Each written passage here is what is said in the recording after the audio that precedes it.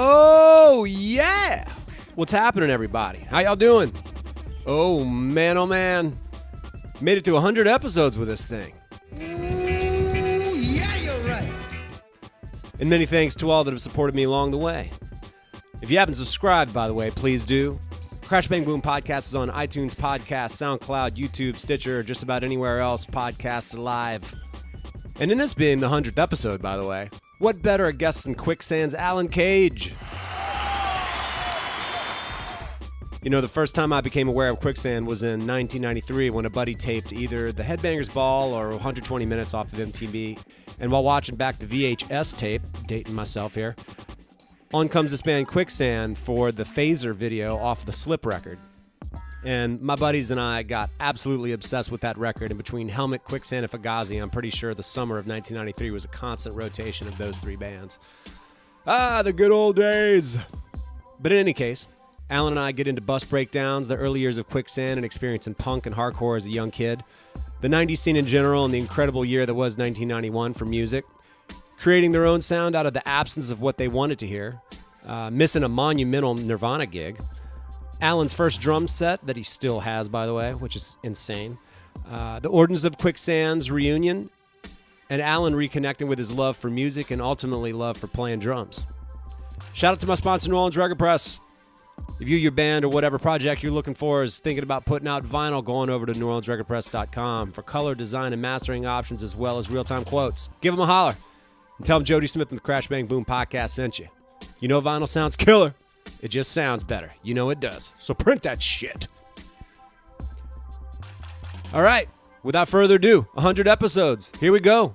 Alan Cage, Quicksand, Crash Bang Boom. Crowds go mad with joy.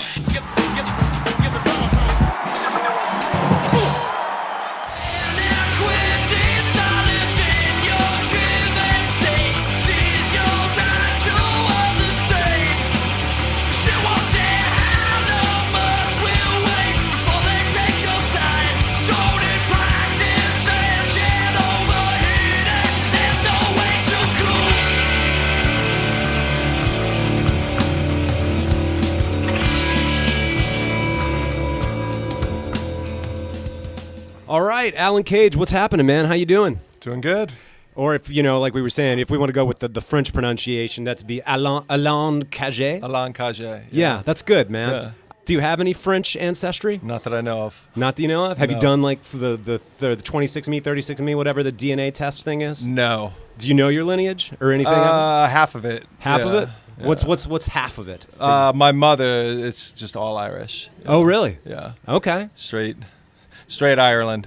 Gotcha. And my father, I have no idea. Really. Pale and blue eyes. I'm pale and green eyes. I got a little black Irish thing going on over here. You know, they all look a little different, but you know. Yeah.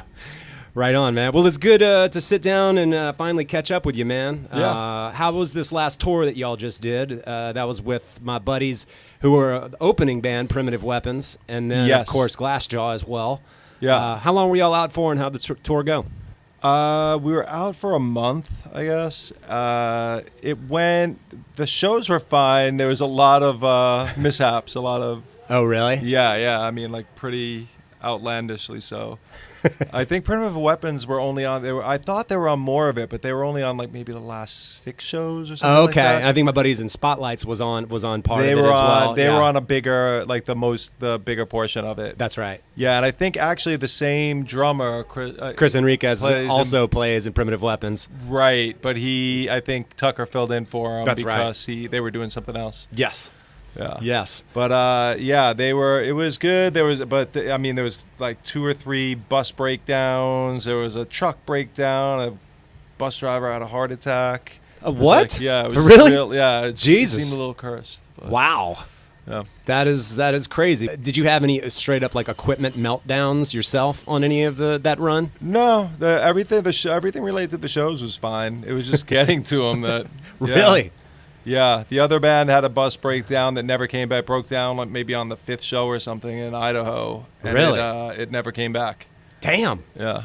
Wow. Well, the transportation curse was there real. was a lot of trains, planes, and automobiles kind of behavior on this thing. That's ridiculous, man.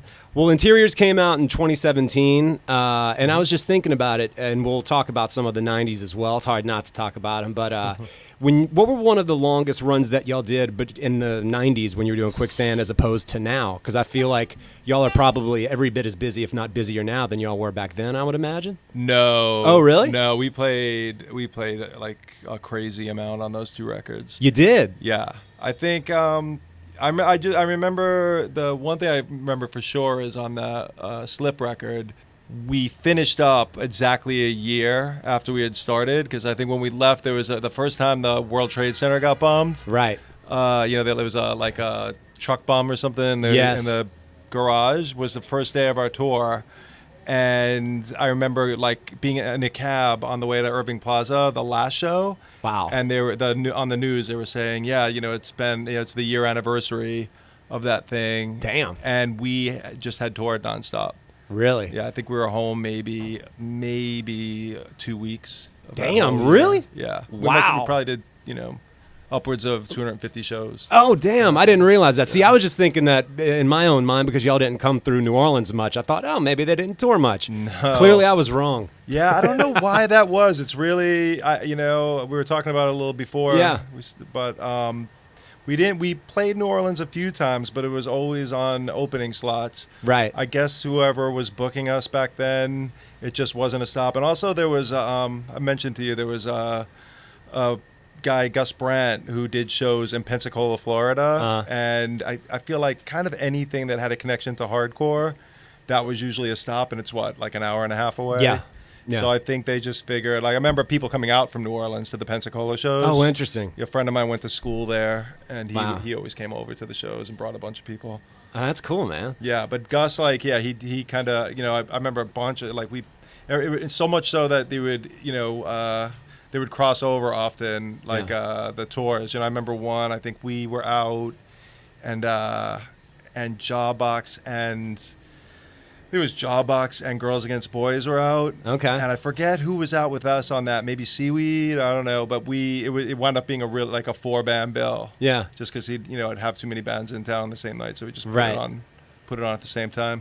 Very cool. Yeah. So if you're from Pensacola, you got your unfair amount of shows, I think, through Gus. Interesting. Yeah. Huh. Well, man, I mean, I was thinking about it as well. Like, I guess the self-titled EP came out in 90, right? Mm-hmm. Okay. Something and then, like that. Yeah, and then you had a 3-year break-ish for Slip when Slip came out. But, I mean, well, first of all, I guess, how did Quicksand even become a band? I actually don't know that story. Like, how did y'all meet and initially get that going in the first place? I don't. We knew each other through playing hardcore in New York. Okay. It's a pretty small Sure. scene. It wasn't. You kind of knew everybody who played, at least everybody who played music in that Right. in that scene. And I guess we were just all kind of looking to do new things at the same time. Yeah. Do something a little different. I think we had all 4 of us had played in hardcore bands, and I think we were interested in exploring different types of music. Or, Yeah. Was there any particular band at the time that y'all were a fan of that was sort of a reference? I mean, I know when Slip came out, kind of the only frame of reference for me, and that is, once again, that's 93. To me, it sounded like a more straight ahead and heavier, like Fugazi. Fugazi was actually one of the bands. I feel like a lot of my friends kind of made that reference. And in hindsight, I don't think that y'all sounded like them, but for one reason or another. Well, I mean, we played with them a bunch of times. Yeah. And I think, I just think I don't know how much we sounded like them, but I think more so is that they also, obviously came out of DC hardcore. Right. And were, I think, doing different things. I mean, they weren't I think that was happening in a more macro way in DC at the time. Yeah. It wasn't just Fugazi. There was a whole scene around that of Mm-hmm. bands coming out of that world. And, there were Rites of Spring, and there was a Soul Side. There was a whole bunch of bands at the time that, I think were not doing hardcore, but were people coming out of that world. I think in New York, I don't know, there was a couple of them. Yeah. There was a few bands doing it, but I think that the comparison might have more to do with having played with them. And Yeah. But I mean, whatever. It's flattering to get compared to Fugazi in any way. I think Absolutely. they were just such a devastating live band. They're incredible. Yeah. Yeah, hard to explain, hard to pinpoint, hard to categorize, just all across the board, but super dynamic and like nothing that I had ever really seen before when I saw them. Yeah, and in turn, answering that question of what bands we're super into, I think it was more. I mean, I remember it being more like we were there were bands that we grew up on and loved. Yeah. Whether it was the punk rock bands and hardcore bands and rock and roll bands, but I remember really kind of feeling like we were looking for inspiration and having a hard time finding, Right. Stuff that we thought, we didn't want to do like a regular 70s rock band, and we didn't want to just do more hardcore, or punk inspired stuff. So I think we were, really searching for sounds that we thought we could incorporate.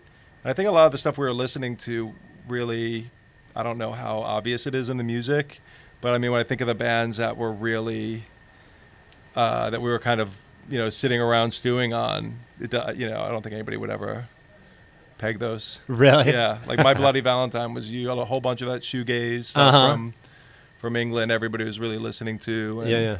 I think Jane's Addiction for me was like, wow, rock and roll is cool again. Sure. These guys are doing, they're a rock band, but it's, Right. it's saying something that I'm interested in hearing. And yet another band that was very hard to categorize and a total juggernaut live. Yeah. Just crazy, crazy live energy. Yeah, they were great. That's awesome. Were there any drummers around at the time, either just even like local players that you were a fan of? It's so long ago, it's hard to remember. Yeah. I mean, I feel like by that point, I'm sure there were tons of drummers that I thought were great. Yeah. But I feel like you kind of, developing a style and finding drummers that inspire you, I think had already happened in a pretty huge way for me when I was younger. And that goes back to like the punk and hardcore stuff. No, I think more like before that, even for me, it was like when I started, becoming aware that I wanted to be, I mean, I'd played drums really young, but when I realized that, you gotta kind of develop a style, and, Yeah. and come up with how you want to play. Yeah. I think I was much younger. Really? Yeah. Were there drummers that were early on influential to you that you still feel there's a strain of that influence to even today in your playing? Yeah, I'm sure. I mean, I don't see how it could get out, I mean, for definitely John Bonham. Of course. And Sly Dunbar. Yeah. In a really huge way. Stuart Copeland. Yeah.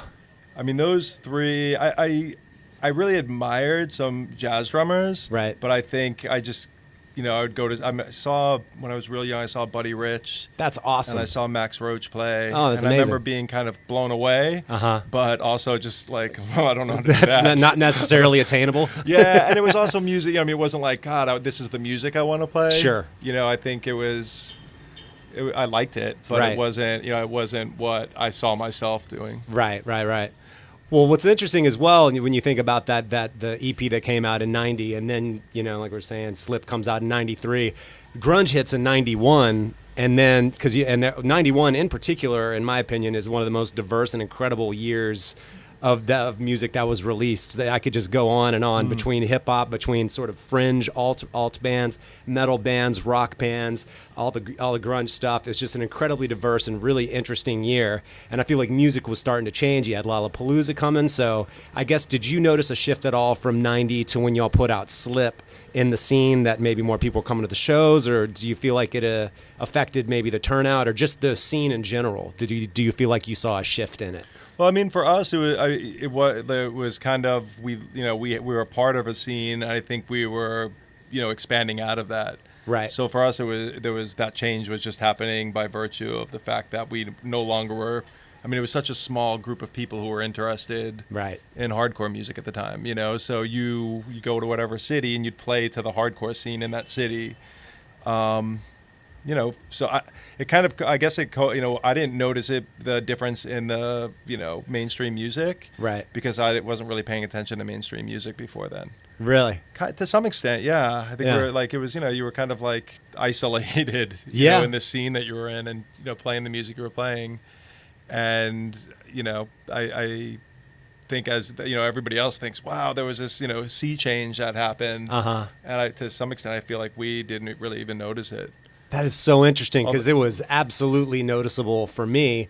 I mean, just in the big bands that like if you think about it, I mean, Nirvana's Nevermind came out, Soundgarden's Bad Motorfinger, Pearl Jam's 10, Smashing Pumpkins' Gish, and then like metal records, like you had Metallica's Black Album, COC Blind, you had all these different records, you had, and then hip hop, you had Ice-T, you had all these Public Enemy, Tribe Called Quest, and then more fringe bands like Fishbone and Primus came out with big records that year. You had Jesus Lizard and Melvins and Fugazi put out records that year. It's like, it's actually wildly diverse. So I think maybe because I was more in an isolated world as well, that I saw just what was, because I was kind of getting informed by stuff that was coming on MTV to a certain extent, because it's not like I had access to all of those bands unless they came through New Orleans, and a lot of times they didn't. Right. So I guess maybe I was starting to see it, but then again, I was paying attention to some degree to what was going on in popular music. But it's kind of amazing that when you think about it, all of those bands were kind of part of it and were part of a pop scene despite what they were playing. I think that's what's really interesting, Yeah, I mean, maybe what maybe is interesting about that time period is that there was all this music that the people who controlled the purse strings and who decided what people heard in general up until that point were just blindsided. They had no idea. Absolutely. That you brought up hip hop. That's a big one. Nobody could have. I don't think. No. Everybody was writing that off in the '90s that it'd be over any day. Yeah. Yeah, I think that it caught those people off guard for sure. Yeah. I mean, I remember thinking. I think when we were on tour, we were in Europe. I think we only had an EP out. And we were playing like squats and clubs and stuff in Europe. And I remember just every night they would play that Nirvana single, sometimes 3 and 4 times in the same night. Yeah, at the it club. was inescapable. And kids would just go crazy, you know? Yeah. And I thought like, something's going on with that. You were right. Like that something's happening. Yeah. But yeah, I mean, they played. I remember I missed what I heard was a fairly legendary show. They played at the Pyramid Club on Avenue A. And someone's like, "Yeah, you should go in." It's like it's not. They're not hardcore bands. They're not punk bands, but it's whatever. Everyone was just calling it alternative. No, they just said it's this label from Seattle. Oh, okay. And there's a bunch of bands from it. I think maybe it was like Tad or something, and I don't know who else. Yeah. But they said this band Nirvana is amazing. You should go in and see them. And I just thought, Sub Pop, whatever. I don't know anything about it. And we sat outside and drank beer, and my friend came out and just said, "You just missed the best show I've ever seen." Oh, so your story is that you actually just missed it while sitting outside drinking beer. Yeah, and the Pyramid Club's like a place that holds like 200 people probably. Oh, my God, dude. Yeah, and he came out just blown away. Wow. Wow. Did you ever see Nirvana live? I did. But not. I saw them once, and I don't think it was a particularly good show. Like, we were on tour, and they were maybe on the In Utero record in Kansas City at a fairly big place. Really? But friends of mine went over and saw them play. I think they played at I forget the name of the place on the west side. It's like kind of like an 800-seat place. Yeah. Like maybe a year later, and said that was also amazing. Okay. I think it was just as they were releasing. What do you call it? The big one? Oh, Nevermind. Yeah, Nevermind. Oh, of 91. Gotcha. Yeah. Right on. Well, that's wild. Well, I mean, I guess if 93 Slip comes out, 95 Manic Compression comes out. Yeah, there were really no breaks. You mentioned a break for the 3 years. Yeah. No, I mean, we probably played at least a couple hundred shows, 200 or 300 shows before that album came out. Wow. Yeah, I mean, we kind of toured nonstop. We were just... I think on that single, I think we put that single out, like we just put together 4 songs, and I think we did a single like within a week or two of, starting the band, and Revelation put it out, and like a month later we're in Europe touring. Wow. Yeah, I mean, I think that we were able to do it because people had interest in the bands we were in before. Yeah. So I mean, I think initially we were kind of put off by the promoters putting the other all the bands everybody'd been in on the flyer. Yeah. Because I think nobody really knew what they'd come expecting a hardcore band. Exactly. But in hindsight, what's the promoter supposed to do? They want people to be at the show. Exactly. But we did that, and then pretty much right through that time. And we were, when we were home, we would write songs that wound up being on the record. I mean, I think we were really trying to develop a style, I don't think we really knew what we were going to play. Like I said, we were just looking around. I remember really, any rock band that was doing anything different, being like, oh, well, that's interesting. There was this band King's X from Texas. I think that Sergio gave me the record, and I thought, yeah, it's not really my thing, but they're doing really interesting, stuff that isn't totally. That was more like prog rock, and I think they were a Christian band as well. I think so. I think they were a proggy. Yeah, I know that we met them a few times. They came to our shows, and they were super nice. Okay. So they might have been Christian then. But yeah, and I'm metal. There, metal stuff, hip hop stuff, just listening around everywhere and just trying to figure out, what we knew we wanted to do something outside of what we had been doing, but I don't think we had really any clue what that was going to be. Right. So I think we spent a few years, trashing a lot of songs. We write a ton of music. I think for that first record, we must have wrote 30 or 40 songs. Really? I think so. Probably 30, probably for every one that got used, there was probably 3 or 4 that just got, discarded to various levels of, completion. Yeah. But I mean, a bunch of them, there's a lot of, old tapes of us playing live and stuff that have songs that I had totally forgotten about. But we did a bunch of opening things. I think Helmet's record had come out by that point, maybe. So I think that's where we did 1 or 2 tours with them, and we did a bunch of shows with Fugazi. We got a lot of good opening opportunities too. We toured with 7 Seconds in Europe and in the US. So we did a bunch of stuff before we ever recorded that record.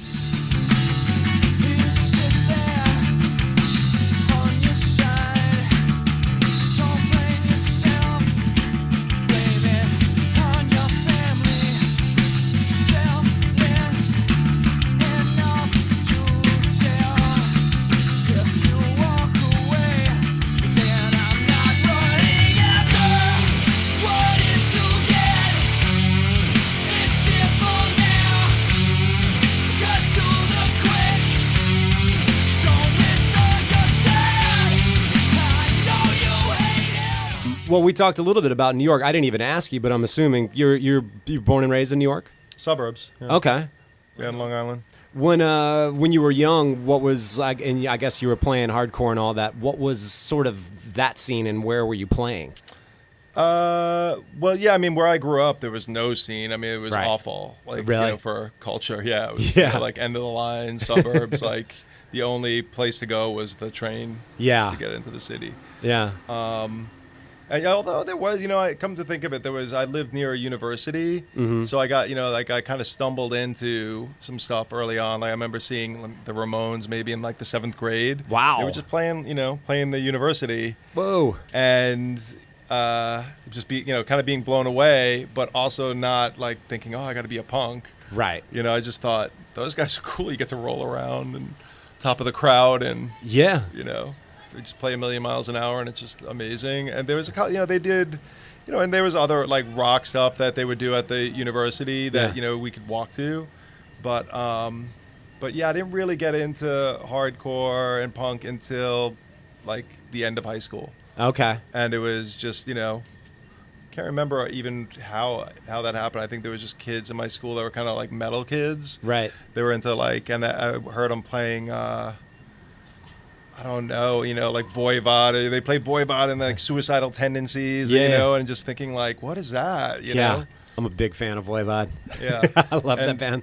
The first, then just I was, I forget how I even found out that CBGB's was a place to go to. Really? But it was just this kind of maybe a kid. There was a kid in my school who was kind of into he had into punk and stuff, but more really out there kind of stuff. But I think he was well, if you want to hear that stuff, you got to go to CBGB's. Right. And I thought, where's CBGB's? I'm oh well, luckily it's a train right away. Yeah. He said it's downtown, just go. And I remember just going just being what the hell is this? Oh, I bet. It was just such a crazy scene. Walking into the place was just so intimidating. It was tons of just skinheads and everybody just had a mob of people out front. It was definitely a thing. But I'm getting there. I was oh, this is amazing. Yeah. What were some of the early shows that you saw at CB's that blew your mind? it wasn't so much like the music for me Uh-huh. as the fact that you could just play, the realization that you could make music on, and you didn't need anybody's help or permission. Yeah.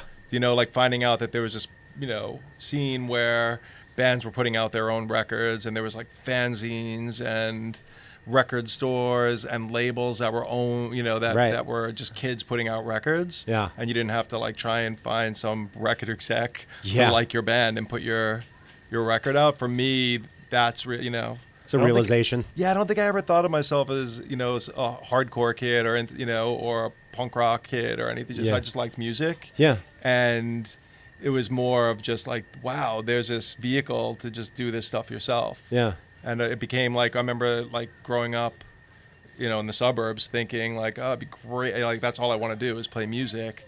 But that just seemed like a totally unobtainable goal. Wow. Like something I didn't know anybody who was, a musician on any level really, other than in their basement.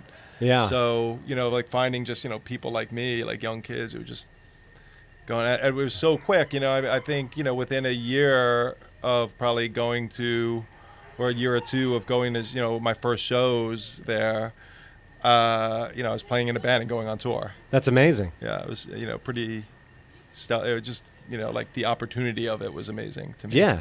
Well, I didn't even ask you. You said you started playing drums pretty young. How did you, it sounds like if you were fairly isolated in this kind of suburb world, how did you end up playing the drums in the first place? My mom came to the show. We played in Brooklyn the other day. We played at Brooklyn Steel, and my mom came to the show. Yeah. And she was telling me, she was like, yeah. I was like, well, when did I start playing drums? And she just said, like, she's like, always. Like, you would just pots and pans. How old were you when you got your first drum set?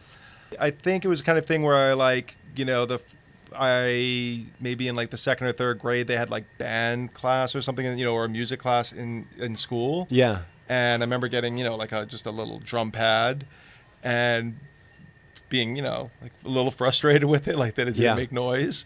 And she said, well, if you play that for a while, then I'll get you a drum. And she bought me a snare drum, I think. Yeah. And then it was like, well, if you play that, if you keep, if you keep doing it, and she, she kept her words, kept upping it until I had a drum set. Oh boy. Yeah, God bless her, because she put up with the noise, and also they didn't, it wasn't like they had a bunch of money. Now looking back on it, and they, I remember a few Christmases getting like a box with a drum drawn on the bottom. She was like saving up to be able to afford the drums. Really? Like, I think, like it would just, I didn't realize it then, but she's like, yeah, you got a drum coming, and I thought, that's awesome. Yeah, but I still have that drum set. Do you really? Yeah, I played that drum set more than any other drum set by far.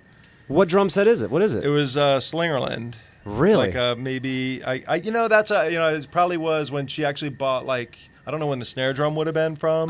But the Slingerland drum set that I have is probably from like 1979 or 80. That's awesome. Yeah. I rarely talk to drummers who still have their first drum set. Yeah, I love that thing. That is killer. Yeah. What kits have you been playing, I guess, as of late? Ludwig. Oh, okay. Yeah, just recently, this guy Uli from Ludwig was just like stellar. Got in touch with me, and I'm psyched to be playing them because they sound great. That's the dream. I love Ludwig drums. Yeah, I had a Gretsch kit, and there was somebody we knew was working with Gretsch, and they hooked me up with a kit that also, it's like I got like the holy trinity of vintage drum sets. I just need a Rogers, I guess, and I'd be in business. But they had hooked me up with a Gretsch kit, so that was the first kit I really had since that Slingerland kit, and and then they sold. I guess it got sold to DW. Right. And I've spoken to the guy there, but I think it was just, they just kind of inherited me, and I don't think they knew anything about our band or anything. Right. When this guy from Ludwig called, and I think his favorite, he told me his favorite drummer was Brendan from Fugazi, and I just thought like. Brendan's been playing the same Gretsch kit that he had since he was a kid, by the way. Yeah. He still plays it to this day, That's which awesome. is crazy. I remember that kid, the like kind of reddish. Yep. Yeah. Yep. They anyway, when he told me he just liked the bands that he liked, I think it was him and Topper from the Clash, and I just thought like, oh, I found a home. Nice. Who knew it would be Ludwig? Like, and like you're keeping such. I was like, man, I'm keeping great company at that place. Absolutely. It was good enough for Ringo Starr and John Bonham. Yeah. I got really lucky. he contacted me. He like emailed me. He had just seen a video, and I think it was because Gretsch. I was, they gave me a kit, so I was trying to play Gretsch. But then when I called the guy, they didn't have a kit in Europe that really made sense. And I tried the guy that rents us gear normally in Europe is a friend. And so I was like, well, what do you have there? And he's like, oh, I got a Ludwig kit. And I was like, yeah, that's great. And I played it, and I think Uli saw that I was playing Ludwigs and was like, hey, I noticed you started playing Ludwigs. Are you interested? And I was like, yeah. Yeah, yes, I am. I mean, it's, like for what having some sort of relationship with a company, I think for how, like, it's not like you're going to get a ton of drum sets and you're saving a ton of money. It's more just about having some relationship where, sure, when you need something, they kind of, are going to send it to you, and just, having good people that, to work with at the company seemed like, I never had that really, so this seemed great. That's killer. Yeah, so I'm psyched. It's like the first time I ever felt like some real personal relationship with a company. Damn. But the guys there are amazing, and they still make drums the same way they made them. I know. I got to do this so cool. factory tour. Right. We played this festival down there in North Carolina. North Carolina, right? Yeah. And he was like, yeah, hey, do you have any interest in, and I was like geeking out and seeing how you make the drums. It's like, incredible. Yeah, I do. Yeah. And they still, like anybody who's, I feel like anybody like with other drum sets, I'm sure, like they're like, oh, the vintage one sounds so much better, that kind of thing. Uh-huh. If anybody says that about Ludwig, they're hearing things, because they're still making them in the same molds and stuff. Right. With exactly the same. Right. It's actually the same stuff that came from Chicago, I think. So that's amazing. Yeah. And by the way, I was at one of the first, correct me if I'm wrong, one of the first reunion shows that y'all did that was at the Bowery Ballroom. This was maybe 7 years ago. I forget how many years ago. That might have been. I can't remember the. Yeah, the 2 nights in a row. I know that. Yeah, I think what happened was, it was just a weird thing. Like Sergio called me up, and we, I think he had I think he wanted, like, he might have had kind of, puppet master idea going in his head, but he didn't present it that way. He just said, hey, Jordan, who's a guy who did Revelation Records, a friend of ours who put out our first EP, is doing an anniversary show in LA for the label, for the 25th anniversary of him starting the label, and he wants to know if we'll play a few songs as like a secret thing. And I was, before that, I had a job that like a real like career kind of job. Right. And I wasn't really playing music that much, and it wouldn't have been appealing to me. Yeah. Like, but he called, like, I seriously had just had burnt out on the job and quit like 2 days earlier. Really? And I was like, man, I don't know that I would have been interested in doing it. If you had called 2 days ago, probably not. But no shit. Like, let's do it. And we just all kind of like on a whim just flew out there, practiced once, and played these. Like, I think we played like 4 songs or something. Right. And then we got so much shit for doing that in LA and not New York. I bet. like, yeah, I bet. People were just like, are you kidding me? You guys don't play for whatever, Yeah. That however many years, and then you do an unannounced one-off show in LA. Yeah. And you think you're going to get away with that? Yeah. And so we were like, all right, should we, like there was obviously a bunch of interest, and I think we like kind of underestimated the interest level. I think we booked one night at the Bowery Ballroom, and it just sold out right away, and then people were trying to, like sell tickets on StubHub and stuff for like crazy money. So we were like, that sucks. So I guess we got to, do another one. Keep adding the shows so they can't, kill people on the tickets. Right. And we wound up doing a couple there, and like maybe a couple of shows in Brooklyn too. Yeah. Yeah. I saw the Bowery Ballroom ones. That was great. Yeah. How long did you go with kind of not being so active in music, and was it hard to get back into it? Maybe, I did a band after Quicksand for a bunch of years. Yeah. For a couple of years, Seaweed, and then we gave Quicksand another shot at some point. And then I think in my head, I just started getting panicky about like, I have no marketable skills, and I have no health insurance, and I had no job now. I'd went and I think I had gone and just traveled around the world for a year. Just did like a kind of like getting close to 30 freak out, and just traveled for a year and spent any savings I had. Really? And then I was just like, well, what am I going to do now? And I thought at the time, I think I was like, I want to, okay, let me play music, but wasn't really connecting with anybody in New York. Mm-hmm. So I just thought I'll go anywhere. And I wound up out in LA for a while playing with some different people, but it was nothing that was really coming together. Yeah. And then I think I thought to myself, let me go take this job and just prove to myself I can do something else for a year. and then I'll get back to playing music. Were you happy doing just the job? I just got sucked into it, and it wound up being like, that year wound up being a decade, kind of. Whoa. Yeah. And I play, not that I didn't play at all, but I wasn't really actively seeking out things to do. Yeah. And I wasn't playing every day. I wasn't playing often. And it would be more like, hey, we're going to South America for 2 weeks. All you have to do is one rehearsal. And it pays, yeah. Hey, I'll do it. okay. Or like we're Deal. going to, it's Europe in the spring, for a couple of months. And I'd be like, I can take a leave of absence. Yes. Yeah. So I did a few tours, and I, did a couple of records with people, like mostly just kind of like friends filling in or, that kind of thing. And, I played some, but I didn't really have much time. Right. And I didn't, I just didn't get back to, I just wound up, getting sucked in. And I think in my mind, I thought, all right, my identity was no longer a musician. Right. I just got it had become something different. So it was really weird. Like, I think the first time we played a show together, and, because the shows I had played in between were, were smaller shows. The show when we first played, not that it was a massive thing or anything, but in LA, it was at this place, Glass House in Pomona. It was like maybe 1,500 people or something. The place was packed. Wow. And I remember just thinking, I just what is it called? Imposter syndrome? Yeah. Where I just thought I know how to do this. I've done it before a lot, but do I still know how to do it? Or is it still who I am? Can I do it? And it was fine, but it definitely felt a little weird for a while.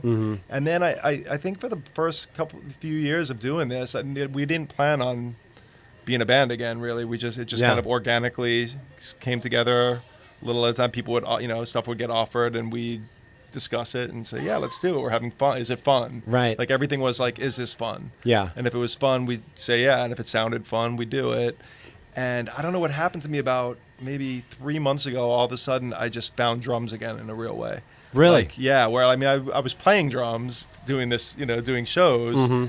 But I wasn't really practicing. I didn't feel like I needed to really practice. You're like, much. yeah, I know the songs. I learned them again. Right. But it's your own stuff. And I don't think I grew any, at that time. And I think maybe that's it. It just started to get boring. Or maybe just one day I just woke up at started practicing and thought oh, I remember this feeling. Making rhythms feels amazing. It's kind of yeah, it's like it's cathartic for sure. It's unbelievable. Yeah, I mean, it's the closest thing to meditation. Sure. The things that people say, oh, do you meditate? And I think no, but then when I think about sitting and working on rhythms, yeah, it's really a similar concept, and it just feels amazing to be doing it again. So I'm not really. It seems odd too, because I'm in a place where I'm not sure what I'm gonna. Why do I need to be a better drummer? I want to get better. I want to learn new things. I want to play different types of music. And I've been reaching out to people and trying to figure out how I, can, play different musical forms and get together with, more people and play with more people. And I have a bunch of friends in the neighborhood who are mostly jazz players. Yeah. But they're just from such a different world. They Absolutely. Gig and they just hustle. They're and they play with hundreds of different people every year. Yeah. They're on all types of different gigs, and I'm just thinking I don't really how do you play with more people, because that's kind of what I want to be doing. Yeah. And my friends, of course, my friend who plays, he's a great, an incredible jazz bass player. He's yeah, but you have the gig that people want. You're getting paid to go out and play music. The grass is greener. And you go out on tour and play to a bunch of people and make some money. But I thought, I don't want to stop doing that. Right. You can just do the other stuff in your downtime. Well, the good news is also is that Sergio should be pretty busy still between doing, I guess, Deftones. Is he still doing Deftones? Yeah. So there'll be some downtime. So there you go. Maybe you can. I mean, it works out pretty perfectly, because he has he had a daughter real young. Okay. So he has a raised daughter. There's she's 27 or 28. Oh wow. Yeah. Okay. And I think for him, he's just he just wants to be playing as much as possible. Right. And touring. Yeah. As much as possible. So it kind of works out, because I wouldn't want to be out a ton more than we're doing. Not away from home. Right. We actually just for the first time we played some shows with them. They took us down to South America. Wow. And they do great down there. Of course. Yeah. So it was fantastic for us. We played bunch of shows in, like, we played in Colombia and Peru and That is awesome. Chile and Argentina, and then we played some of our own shows in Brazil. And we never had done that when we were a band. Right. You know, it was a first for us because you know, it wasn't something, you know, there just wasn't, you know, a hardcore scene there at the time. Yeah. That, you know, none of the bands I knew were going down there to play. Right. And I don't know, you know, how many rock, like how big you would have to be as a rock band to make it feasible to go to South America then, but now bands do it all the time. Right. So, yeah, there's a bunch of like new opportunities too. So yeah, going on nearly 30 years, or we could just say just over a quarter century. You went from putting out an EP to all the tours that you've done, still doing it, and you know, you got a piecemeal Christmas drum set at one point, and now playing Ludwig drums and doing it all the time, and wanting to study and get better. Look at that! Look at the bizarre cycle of life. I'm actually like super grateful right now for being it just seems like a gift, kind of, to like 100%. Rediscover music and playing music. Yeah. And be able to do it in any way. Like, I'm just like, really? You're gonna let me? Like, it feels a little bit like, you know, like, you're gonna let me do this? That'd be a little this surreal. Is awesome, yeah. Because I like I said, I kind of wrote it. Like, I thought, well, maybe that's it. Maybe you know, I think, I don't know. When I was a kid, I didn't want to do anything but play music. Right. Like, I had no backup plan, no aspirations to do anything other than play music. And I just thought in my mind, like, all right, that's a real long shot to be able to play music. Recently, when I'm playing so much, I think, what? How did I step so far away from that, you know, where I had thought, that's it, I'm done, you know, I'm kind of done, like, probably won't play much more music. Yeah. And now I just, like, I feel the clock ticking. I'm like, I want to play music every day. That's awesome. Yeah. You resurrected the interest. Totally. 100%, yeah. Well, shit, man, from living in the suburbs trying to figure out who you're going to play in bands with to going down to South America with the Deftones and being back in Quicksand and loving drums again, I'd say you're doing pretty good, Alan. Yeah, it feels good. All right, Alan, good talking to you, man. Cool. All right, everybody. Thanks, Alan, for hanging, and be sure to look out for Quicksand on tour and what sounds like a new record, hopefully coming out soon. Of course, in addition to classic Slip and Manic Compression, be sure to check out their newest full-length Interiors and 2018's EP, Triptych Continuum. Band rules. Love it. Thanks again for joining me on the first 100. Cheers to another 100. Crash, bang, boom.